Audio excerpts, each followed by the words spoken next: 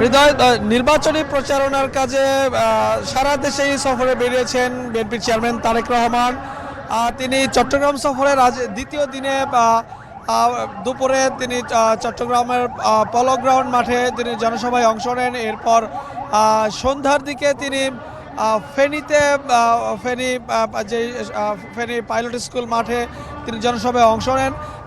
সেটা শেষ করে কিন্তু এখন তারেক রহমানের এই গাড়ি বহরটি কুমিল্লার পথে রয়েছে। আপনি দেখছেন আমার পেছনেই যে কুমিল্লার 14 গ্রাম হাই স্কুল মাঠে আরও একটি নির্বাচনী জনসভা হচ্ছে। সেখানে কিছুক্ষণের মধ্যেই যোগ দেবেন তারেক রহমান।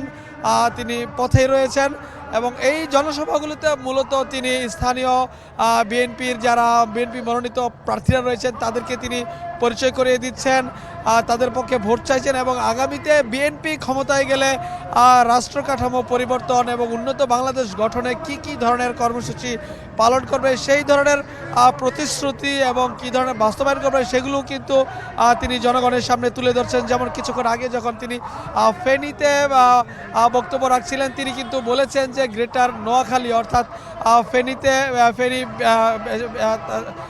তারেক রহমানের মা সাবেক প্রধানমন্ত্রী বেগম খালেদা জিয়ার জন্মস্থান এবং তারেক রহমান বলেছে এটি তার নানির বাড়ি, যার কারণে বলছেন যে তার এখানে অধিকার বেশি, সেই অধিকার থেকে আত্মীয়তার অধিকার থেকে তিনি কথা বলেছেন এবং এই নোয়াখালী ফেনী লক্ষ্মীপুরবাসী যেন বিএনপিকে জয়যুক্ত করে বেগম খালেদা জিয়ার সম্মান বৃদ্ধি করে সেটি তিনি বলেছেন। এবং তিনি বলেছেন যে আগামীতে বিএনপি ক্ষমতায় গেলে খাল খনন কর্মসূচি সহ নানা গণমুখী কর্মসূচি তিনি হাতে নেবেন।